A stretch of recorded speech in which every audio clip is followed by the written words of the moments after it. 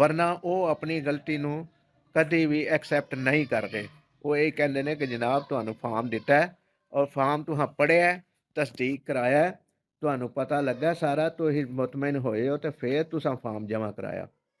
ਤੇ ਜ਼ਰੂਰੀ ਗੁਜ਼ਾਰਿਸ਼ ਇਹ ਵੀ ਹੈ ਕਿ ਜਦੋਂ ਤੁਹਾਨੂੰ ਫਾਰਮ ਮਿਲਦਾ ਨਾ, ਜਦੋਂ ਤੁਸੀਂ ਜਮ੍ਹਾਂ ਕਰਾਉਣ ਲੱਗਦੇ ਹੋ ਤਸਦੀਕ ਕਰਾ ਕੇ, ਤੇ ਉਹਦੀ ਇੱਕ ਫੋਟੋ ਕਾਪੀ ਕੋਲ ਰੱਖ ਲਿਆ ਕਰੋ, ਤਾਂ ਕਿ ਅਗਰ ਆਫਿਸ ਵਾਲਿਆਂ ਦੇ ਕਲਰਕ ਕੋਲੋਂ ਕੋਈ ਗਲਤੀ ਹੋ ਜਾਵੇ। ਬਿਸਮਿल्लाहिर्रहमानिर्रहीम। ਦੋਸਤੋ अस्सलाम वालेकुम। ਅੱਲਾਹ ਤਾਲਾ ਤੁਹਾਨੂੰ ਹੱਸਦਾ ਤੇ ਵਸਦਾ ਰੱਖੇ, ਇਹ ਸਾਡੀ ਹਰ ਵਕਤ ਦੁਆ ਹੈ। ਅੱਲਾਹ ਤਾਲਾ ਤੁਹਾਨੂੰ ਖੁਸ਼ੋ ਖੁਰਮ ਰੱਖੇ, ਤੁਹਾਡੀਆਂ ਜ਼ਿੰਦਗੀਆਂ 'ਚ ਖੁਸ਼ੀਆਂ ਭਰ ਦੇਵੇ ਔਰ ਤੁਹਾਨੂੰ ਸਿਹਤ और ਤੰਦਰੁਸਤੀ ਵਾਲੀ ਲੰਬੀ ਜ਼ਿੰਦਗੀ ਦੇਵੇ। ਦੋਸਤੋ ਅੱਜ ਮੈਂ ਇੱਕ ਬੜੇ ਖਾਸ ਮਸਲੇ ਦੇ ਉੱਤੇ ਤੁਹਾਡੇ ਨਾਲ ਗੱਲ ਕਰਨੀ ਚਾਹ ਰਿਹਾ।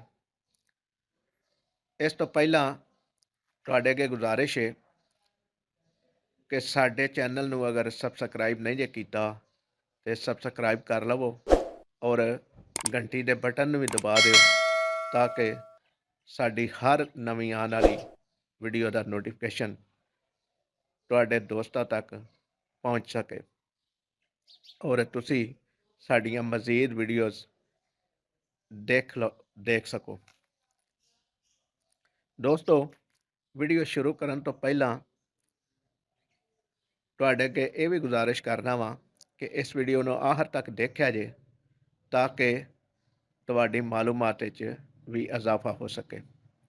ਤੇ ਸ਼ੁਰੂ ਕਰਨੇ ਆ ਅੱਜ ਦੀ ਵੀਡੀਓ। ਦੋਸਤੋ ਯੰਗ ਜਨਰੇਸ਼ਨ ਦੇ ਵਿੱਚ ਸ਼ੌਕ ਹੁੰਦਾ ਹੈ ਬੈਰੂਨੇ ਮੁਲਕ ਜਾਣ ਦਾ ਜਾਂ ਬਿਹਤਰ ਤੋਂ ਬਿਹਤਰ ਤਾਲੀਮ ਹਾਸਲ ਕਰਨ ਦਾ, ਲੇਕਿਨ ਕੁਛ ਪ੍ਰੋਬਲਮਸ ਆ ਜਾਂਦੀਆਂ ਨੇ ਉਹਨਾਂ ਨੂੰ ਇਸ ਵਜ੍ਹਾ ਤੋਂ ਕਿ ਉਹਨਾਂ ਦੇ ਜਿਹੜੇ ਡਾਕੂਮੈਂਟਸ ਨੇ ਉਹ ਨਾਮੁਕੰਮਲ ਤਸੱਵਰ ਕੀਤੇ ਜਾਂਦੇ ਨੇ। ਮਸਲਨ ਕਿ ਅਗਰ ਬੱਚੇ ਨੇ ਡਿਗਰੀ ਲਈ ਹੈ 10ਵੀਂ ਕਲਾਸ ਦੀ ਤੇ ਉਹਦੇ ਉੱਤੇ ਨਾਂ ਦੇ ਸਪੈਲਿੰਗ ਕੁਝ ਹੋਰ ਹੁੰਦੇ ਨੇ, ਲੇਕਿਨ ਜਿਸ ਵਕਤ ਉਹ ਸ਼ਨਾਖਤੀ ਕਾਰਡ ਬਣਵਾਉਂਦਾ ਹੈ ਤੇ ਸ਼ਨਾਖਤੀ ਕਾਰਡ ਦੇ ਵਿੱਚ ਜਾ ਕੇ ਸਪੈਲਿੰਗ ਹੋਰ ਹੋ ਜਾਂਦੇ ਨੇ। ਇਹ ਥੋੜ੍ਹਾ ਜਿਹਾ ਫਰਕ ਆਉਣਾ ਸ਼ੁਰੂ ਹੋ ਜਾਂਦਾ ਹੈ ਇਬਤਦਾ ਵਿੱਚ ਹੀ, ਕਿਉਂਕਿ ਅਕਸਰ ਲੋਕੀ ਇਸ ਗੱਲ ਦੇ ਉੱਤੇ ਧਿਆਨ ਨਹੀਂ ਦਿੰਦੇ। ਕਿਸੇ ਦੇ ਵਿੱਚ ਇੱਕ ਲਫ਼ਜ਼ ਦੀ ਕਮੀ ਆ ਜਾਂਦੀ ਹੈ ਤੇ ਕਿਸੇ ਦੇ ਵਿੱਚ ਸਪੇਸ ਦਾ ਮਸਲਾ ਬਣ ਜਾਂਦਾ ਹੈ। ਇਹ ਸਾਰੇ ਮਸਲੇ ਜਾ ਕੇ ਉਸ ਵਕਤ ਉਹਨੂੰ ਫੇਸ ਕਰਨੇ ਪੈਂਦੇ ਨੇ ਜਿਸ ਵਕਤ ਉਹ ਬੈਰੂਨੇ ਮੁਲਕ ਵਾਸਤੇ ਫਲਾਈ ਕਰਦਾ ਹੈ ਜਾਂ ਮਜ਼ੀਦ ਤਾਲੀਮ ਹਾਸਲ ਕਰਨ ਵਾਸਤੇ ਅੱਗੇ ਵਧਣ ਦੀ ਕੋਸ਼ਿਸ਼ ਕਰਦਾ ਹੈ।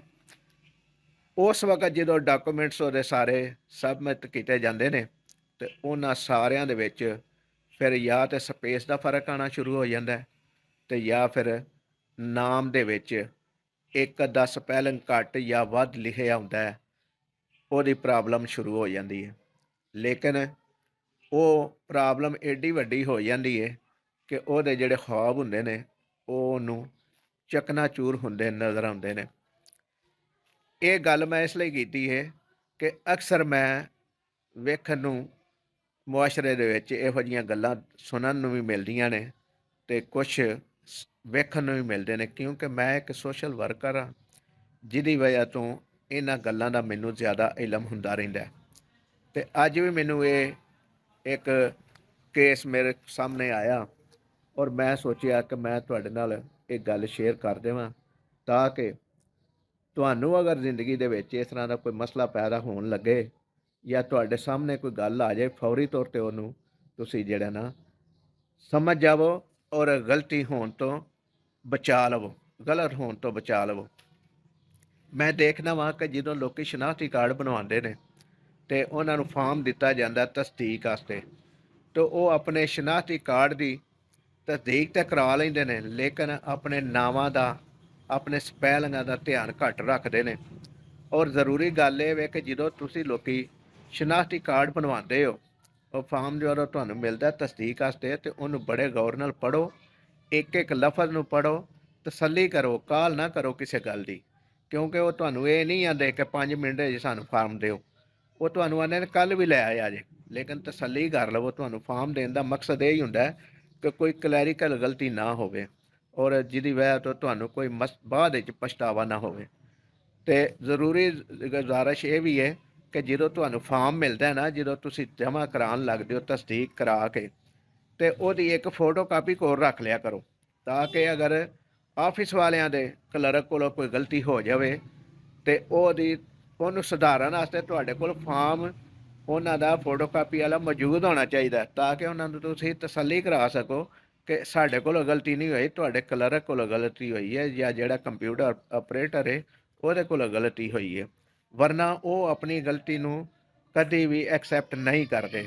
ਉਹ ਇਹ ਕਹਿੰਦੇ ਨੇ ਕਿ ਜਨਾਬ ਤੁਹਾਨੂੰ ਫਾਰਮ ਦਿੱਤਾ ਹੈ ਔਰ ਫਾਰਮ ਤੁਸੀਂ ਪੜ੍ਹਿਆ, ਤਸਦੀਕ ਕਰਾਇਆ, ਤੁਹਾਨੂੰ ਪਤਾ ਲੱਗਾ ਸਾਰਾ, ਤੁਸੀਂ ਮੁਤਮਿਨ ਹੋਏ ਹੋ ਤੇ ਫਿਰ ਤੁਸੀਂ ਫਾਰਮ ਜਮ੍ਹਾਂ ਕਰਾਇਆ। ਤੇ ਦੋਸਤੋ, ਇਹ ਥੋੜ੍ਹੀਆਂ ਜਿਹੀਆਂ ਜ਼ਰੂਰੀ ਗੱਲਾਂ ਮੈਂ ਸਮਝਿਆ ਕਿ ਤੁਹਾਡੇ ਨਾਲ ਸ਼ੇਅਰ ਕਰਾਂ ਔਰ ਤੁਹਾਨੂੰ ਦੱਸਾਂ ਕਿ ਤੁਹਾਡੀ ਜਿਹੜੀ ਹੈ ਨਾ ਥੋੜ੍ਹੀ ਜਿਹੀ ਕੁਤਾਹੀ ਦੀ ਵਜ੍ਹਾ ਤੋਂ ਤੁਹਾਨੂੰ ਕਿੰਨੇ ਮਸਲੇ ਬਣ ਸਕਦੇ ਨੇ, ਕਿੰਨੀ ਪ੍ਰੋਬਲਮ ਆ ਸਕਦੀ ਔਰ ਕਿੰਨੀ ਪਰੇਸ਼ਾਨੀ ਆ ਸਕਦੀ, ਵਕਤ ਦਾ ਵੀ ਜ਼ਿਆ ਹੋ ਸਕਦਾ ਔਰ ਨਾਲ ਪੈਸੇ ਦਾ ਵੀ। ਤੇ ਦੋਸਤੋ, ਇਹ ਅਗਰ ਗੱਲਾਂ ਤੁਹਾਨੂੰ ਅੱਛੀਆਂ ਲੱਗਣ, ਉਹਨਾਂ ਦੀ ਸਮਝ ਆ ਗਈ ਹੋਵੇ, ਤੇ ਕਮੈਂਟ ਸੈਕਸ਼ਨ ਵਿੱਚ ਹੌਸਲਾ ਅਫਜ਼ਾਈ ਵਾਸਤੇ ਇੱਕ ਕਮੈਂਟ ਲਾਜ਼ਮੀ ਕਰਿਆ ਜੇ ਔਰ ਚੈਨਲ ਨੂੰ ਸਬਸਕ੍ਰਾਈਬ ਕਰਿਆ ਜੇ। ਅੱਲਾਹ ਤਾਲਾ ਸਾਡਾ ਤੁਹਾਡਾ ਹਾਮੀ ਨਾਸਰ ਹੋਵੇ।